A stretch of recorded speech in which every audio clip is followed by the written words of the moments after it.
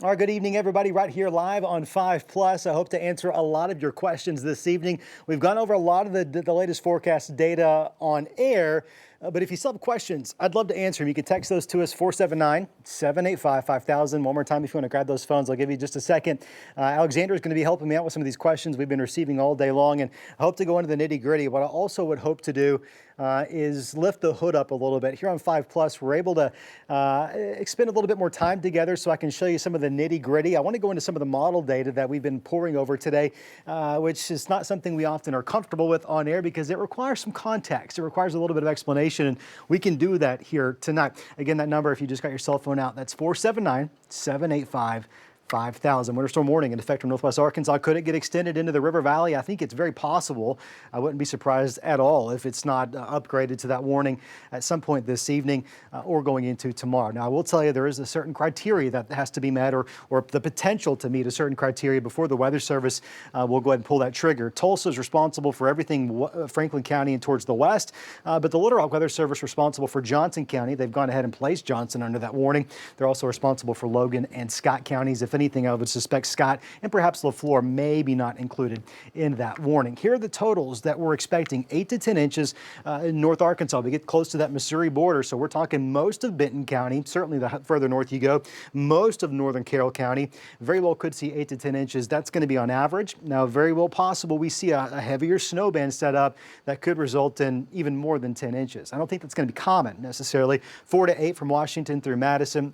We get to Sequoia, Crawfords, parts of Sebastian, a good chunk of Franklin, all of Johnson, and a good chunk of Logan. 2 to 4. But here, the further south we go, it's not just snow. It's starting off as sleet, and it'll be several hours of sleet starting to pile up. And then we'll add some snow on top of it as that cold air sinks a little bit further towards the south, transitioning all of the precip over into snow. Now, we get to the southern half of LaFleur. We get into Scott, southern Sebastian, southern Logan. Yeah, trace to 2 inches of mostly sleet, but a little bit of snow maybe wrapping around on the top side of that. Now, we have updated these numbers. This is a little bit different than what we had out there this morning. Here's the reason why. All day long, all of the weather model data, I shouldn't say all, a majority of the weather model data started shifting the axis of heaviest snow a little bit further towards the south. And the reason it started doing that is not necessarily surprising. These weather models almost always underestimate the ability of that cold Arctic air to get further south in and around the Ozark Plateau. And so once they pretty much caught on today that, oh, hey, that's going to make it a little bit further towards the south, that really changes the game. Changes a lot of what we expect in terms of impacts, accumulations, even timing to some extent. Okay, getting the number here, 479-785-5000. Alexandra, if you have some questions that you're ready to lob my way, I want to do my best to get you some answers out there. And in the meantime, we'll probably do some deep dives into some of the weather model data as well. All right, hit me with your best shot. Okay, this is a pair of questions, but same theme, okay? Okay. We have Brad from Fort Smith and Bill from Bella Vista. Good evening, both Bill. of the, so opposite spectrums of our region, of our viewing area, but they both want to know, is this going to be wet, heavy snow that's not fun to shovel? Or is this going to be dry, light snow that they can just take a leaf blower to? It's always a great question. I'll tell you, it's not going to be like the system back in January. Sometimes we often, as meteorologists and just humans in general, we try to compare things to previous events. This one's a little bit different. This one's going to be more of a dry snow. Now in the River Valley, where I think it was Brad and Fort Smith, right? You're going to get a little bit of sleet at first, and that's going to compact into eventually a layer of ice out there on roadways, sidewalks, and that's going to be tough to shovel. But where we're expecting mostly snow, it's generally going to be a lot lighter. It's not going to be that fluffy, wet snow that we dealt with back in January. So this one's a little bit different. Good question, really good question. Not the best snow for snowmen or snowball fights, unfortunately, for the kids out there and for the big kids, those of us as well.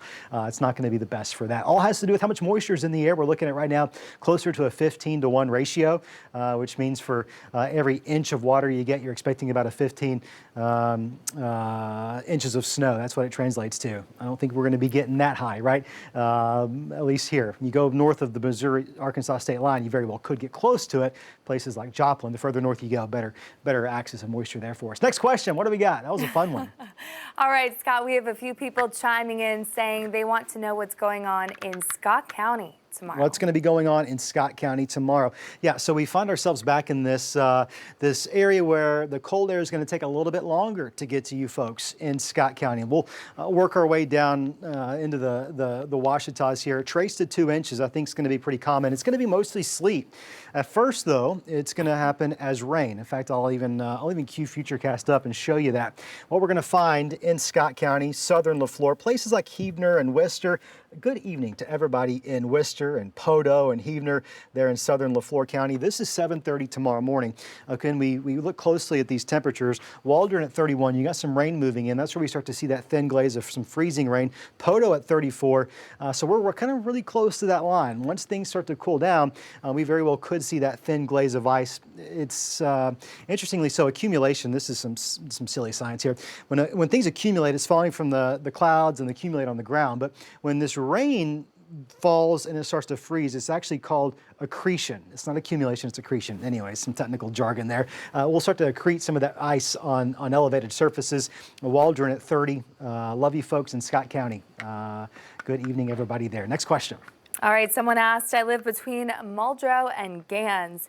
Is our forecast for north or south of I-40? Yeah, that's a good question. We use the I-40 corridor as a broad landmark just because everyone knows where it's at, right? Is your forecast for north or south of I-40? What does it include? I'll tell you, I really think, let me back up. I really think you're probably still within this broad spectrum of 2 to 4 inches of sleet and snow. We'll go a little bit forward here, and what we'll find is we put Futurecast into motion. We're really honing in this general vicinity. We're starting off as rain, 7 o'clock in the morning, probably some sleet pellets mixed in, a true mixed bag precipitation early with those temperatures just pretty much hovering right around that freezing mark. But it'll take a little bit longer for this cool air that's bottled up north to spill down. I think sleet is going to be your predominant precipitation type before everything eventually transitions over into snow, let's say by 4 or 5 o'clock tomorrow evening, and then it should stay snow pretty much all after sunset before things wrap up early on Wednesday morning. All right, well, you just said sleet. Someone asked us, will there be sleet at 5 a.m.? Not sure where they live, though. Yeah, it all depends on where we live. So we'll put this back into motion. Futurecast is a great tool. It's not perfect. It's not the gospel. At the end of the day, it's a computer model. And as good as those can be, it's really just used to give us a general idea. This is going to be 7 o'clock tomorrow morning.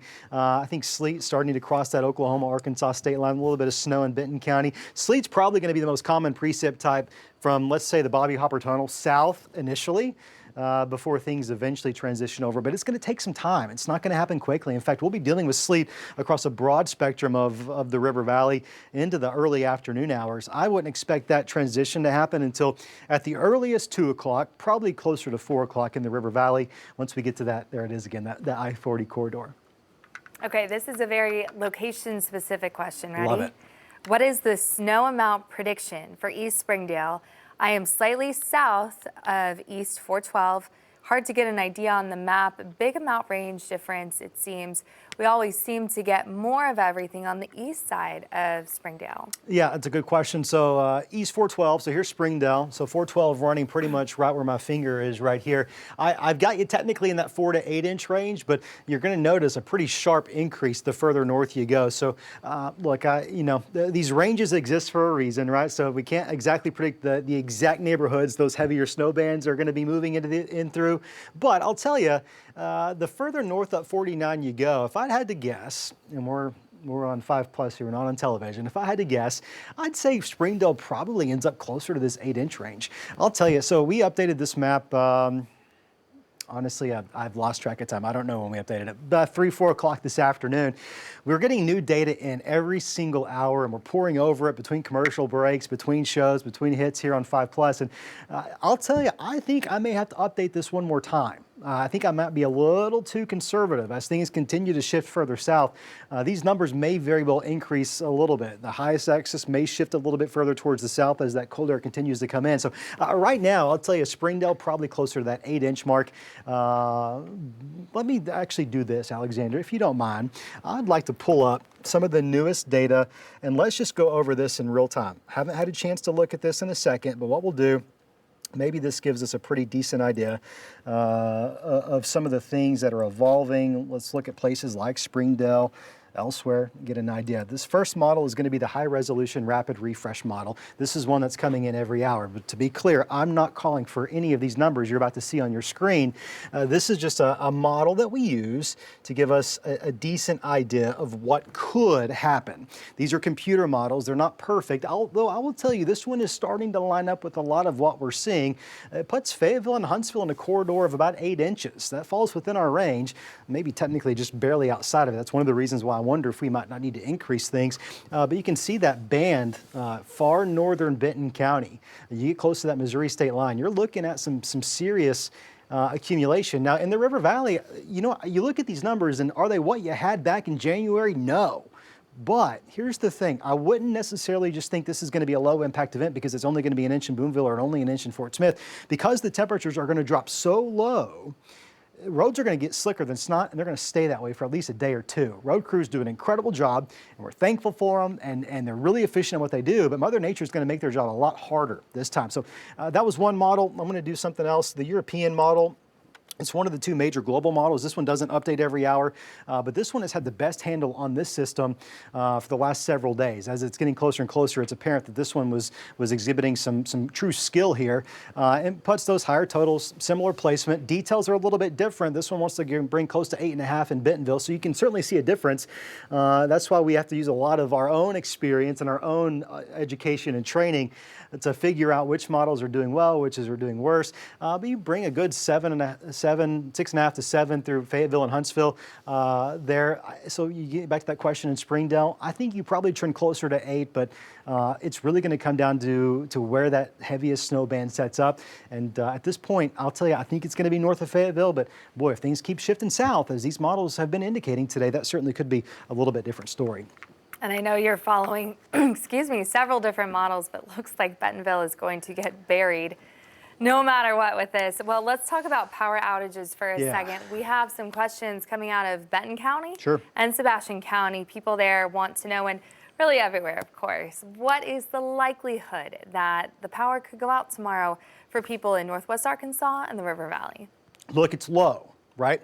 But it's not zero. It never is. I'll say it's really low in Benton County when it comes to precipitation.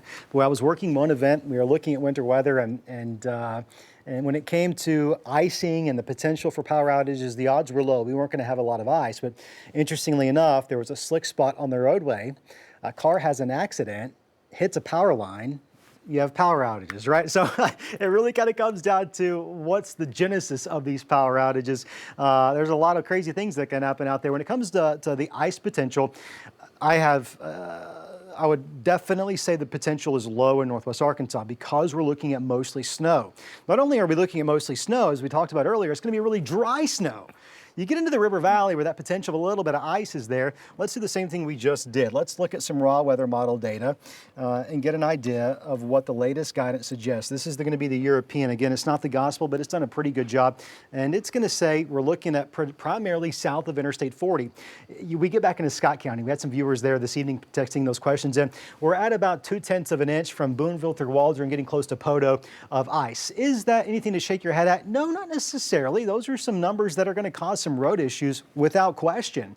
But when it comes to power outages, you typically need about a ½ inch or more before you start to see impact. So with those numbers in mind, and you kind of look at these overall categories, this is what we can expect. Some light icing on trees, cars, other surfaces. It's not going to be safe driving out there, treacherous for sure, but you really want north of that 1/4 inch mark, really closer to about a ½ inch. Most power companies will tell you.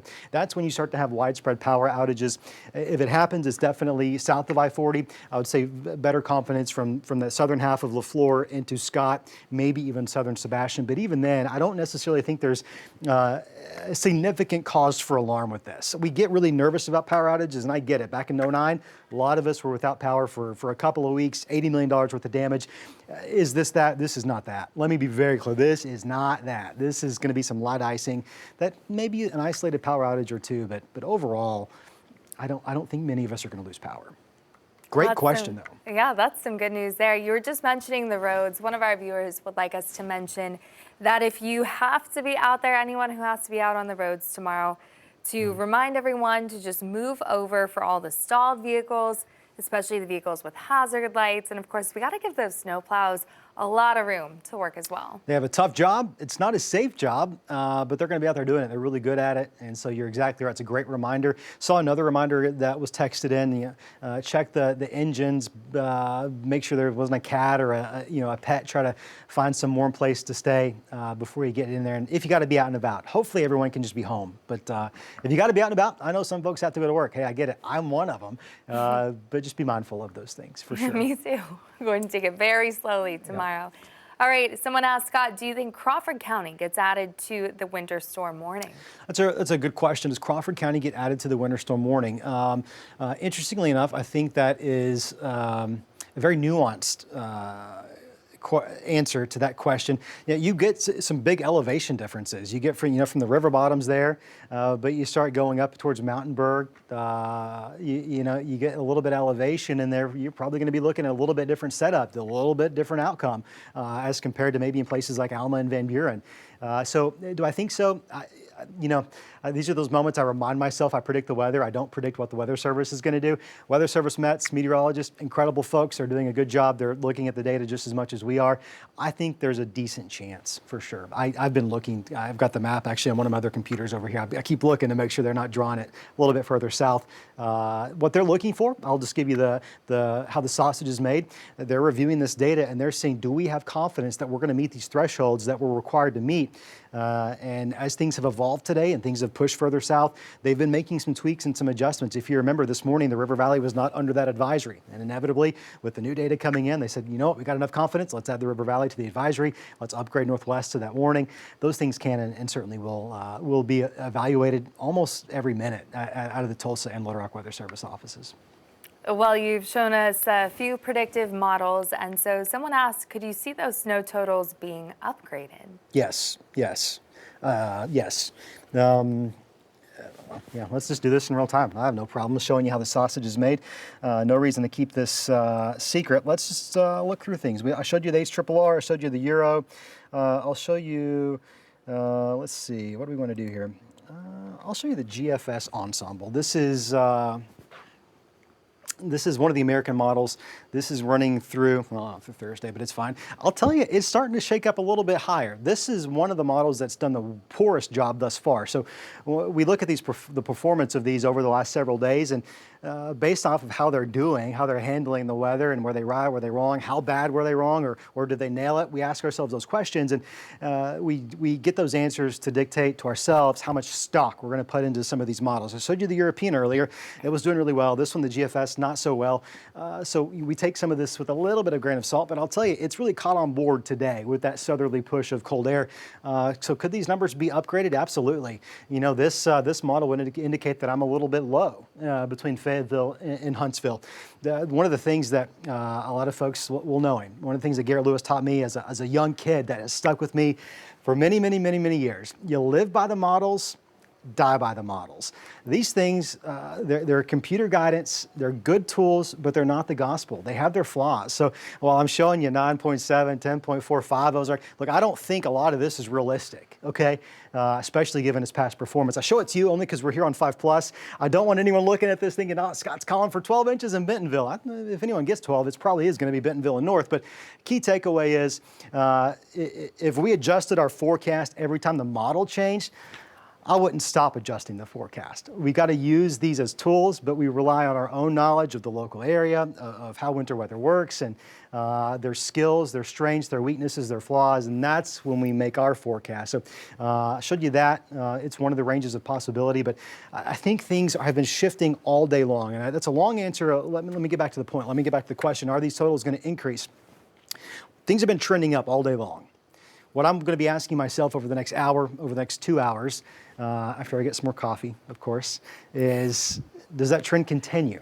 And if that trend continues, I'm going to get out ahead of it and I'm going to update my numbers. But maybe we've reached some equilibrium. Maybe the models have said, oh, finally we've caught on board and this is as high as it's going to go, in which case we stay put with where we're at. All right. I like getting the thorough explanation with that. Thank you for showing us how the sausage is made. All right. Someone pointed out that it's going to be partially sunny on Wednesday, and we might see more of the sun on Thursday and Friday. So even though our temperatures will be below freezing, can the sun melt some of that snow accumulation? Boy, it sure helps. How effective is it? I don't think it's going to be super effective. You get back to a situation like back in January where we did have a little bit of sun and we warmed up even just a few degrees above freezing, and melting was somewhat efficient, and we weren't stuck at home for more than a day or two. In this case, temperatures are expected to be so stinking low that I'll be honest, I don't know how much sunshine's going to be able to do on its own. I'll pull up the 7-day forecast here just to give you an idea. These are actual temperatures. Wind chills are going to be a significant concern for us Wednesday and Thursday. Wind chills don't really mean a lick at anything when it comes to melting. It's all about the actual real temperature. At 23 on Thursday, how much that sunshine really matters? First of all, I don't think it's going to melt. I don't think that sunshine's going to be able to overcome 23, but if it does, you're melting and you're just refreezing. So it's not really making a lick of difference. By Friday, Northwest Arkansas maybe climbs above freezing briefly by a couple of degrees. I'll tell you, depending on how much snow is on the ground, I may be wrong here, and it really is going to come down to how much snow is on the ground. We may stay right at that freezing mark. Typically, 1 or 2 or 3 degrees isn't something most folks notice. In this case, it's going to make a huge, significant difference. By Saturday, expect some more melting, but here's the thing. Going into the overnight hours Sunday, it all refreezes, and we'll be dealing with this snow and whatever sleet and ice is on the ground for at least several days. Next week, we're back in the 60s. That's something to look forward to. I'll show you the River Valley numbers here. 6 to low Thursday, -10 is what it's going to feel like. Again, we really care about the actual temperatures, briefly warming above freezing come Friday, depending on how much snow, sleet is on the ground. Again, that makes a big difference. That layer of frozen material can certainly keep us a little bit lower. By Saturday, I think we're starting to improve, but again, black ice, a real concern. Probably through early next week, depending on how much melting is able to happen. I don't think the sun's going to be able to do it all on its own, unfortunately. Scott, you've done a fantastic job answering all of our viewers' questions, and I've run out, but I have a question for you. I'm happy to answer. This is probably going to be the hardest one. Probably. I'm not trying to stump you. So you said during one of our early evening newscasts that, we were talking about RDOT putting the salt mixture on the roads, pre-treating the roads, and that can go a long way, of course, and we're so grateful they're doing that. But you said that at a certain temperature, really cold temperature, that mixture is not so effective. Can you share what range it stops working so well? Unfortunately, I can't, simply because I don't know the exact makeup of their composition. I know they alter it, and they're probably adjusting it based off of the weather forecast. But here's the thing. Once it gets so low, that salt brine and that moisture, that mixture they're trying to put down on the roads, it's only so effective. The last event started as rain, so they were really unable to pre-treat a lot of the roads. Otherwise, it would just wash off. This case, with most of it starting as snow and or sleet, they're probably going to, I know they're already out there, right? We've been reporting they're already out there and they're doing great work. We've talked to RDOT, but in this case, once those temperatures drop, we're talking, single digits, that salt brine, that mixture, it's just not effective on the roadways. There's just only so much beet juice and chemicals you can put down on the roadways, and it just doesn't matter. It just doesn't work. So I'm sure they'll transition to some salt and some sand to help give us a little bit of traction, but even then, that's all they're doing. They're not really improving the actual issue of that layer of ice on the roads. I had no idea that it just becomes less effective the colder it gets. So that is really good to know. And no one is ever invincible out on the roads. That's of course, we want everyone, if you have to go out tomorrow, a lot of schools have closed, a lot of businesses are closing, but don't go out there if you don't need to. And Scott, we are going to wrap this up. You've done an amazing job answering all these questions. Thank you so much for doing this. And thank you to all of our viewers who've been tuning in on 5+. Can I give a couple of final thoughts? I almost throw you for a whammy here. Please do. My mind's full of things I want folks to know and be prepared for. Don't sleep on the fact that things are about to get really stinking cold. We're talking some very, very cold wind chills. This is Wednesday, but by Thursday, we're talking as low as -20, as low as -10 the River Valley. That's dangerous. Check on your friends. Check on the elderly. If you got a pet, first of all, what the heck are they doing living outside anyways? That's another story. Bring them inside. Make sure they can stay warm, whatever it is. If you got livestock, I know you're already prepared. You've been looking at the forecast more than meteorologists have been looking at the forecast. Make sure those troughs of water don't freeze up. A couple other thoughts. Right here on 5+ is your absolute #1 stop for most up-to-date weather information starting, well, really now. I'm going to be posting updates right here all night long.